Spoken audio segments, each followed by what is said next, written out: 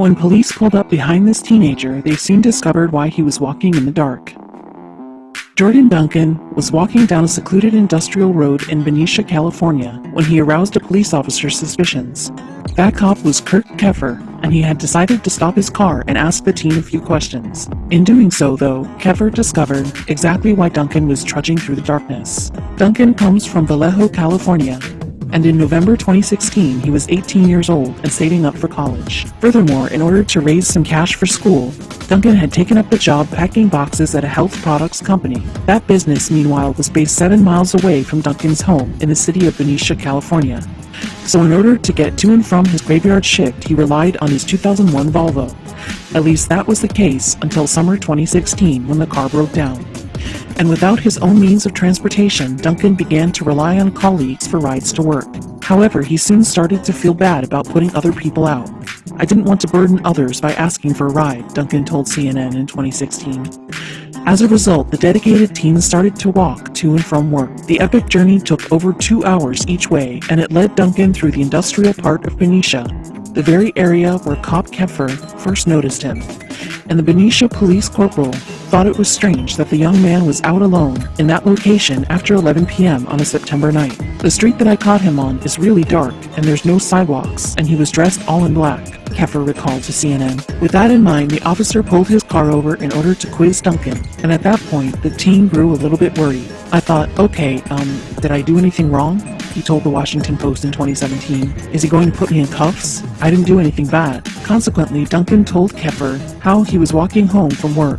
However, when the cop learned that the young man was going all the way to Vallejo, he was stunned. As a result, he offered to take the teen the rest of the way in his patrol vehicle. Recalling their exchange, Keffer later told CNN, "I said, 'If you don't mind, hold on a second.' I went over to my front seat, cleared it out, and asked him if I could give him a ride home. He's like, 'You can do that?' I said, 'Yeah, I can do that.'" On the way home, Duncan told Keffer how he graduated from high school the previous year and was working to save towards college. However, since his car had broken down, he had also been trying to put money aside for its repair, as well as giving some cash to his parents. The teenager additionally told the cop how he had an interest in law enforcement. Indeed, Duncan revealed that, alongside going to college, it was his dream to become a highway patrol officer in California. And Duncan's drive and determination left Keffer in awe. The idea that the teen would spend 5 hours of his day walking in order to achieve his dreams was seriously impressive to the cop. So much so, in fact, that he really wanted to reward the teenager. Speaking to Inside Edition in 2016, Keffer explained, "People use a long commute as an obstacle not to work. I wanted to make sure that he understood a good work ethic and dedication like that is going to be noticed and rewarded." Therefore, when Keffer returned to the police department later that night, he asked his supervisor whether there was anything they could do to help Duncan.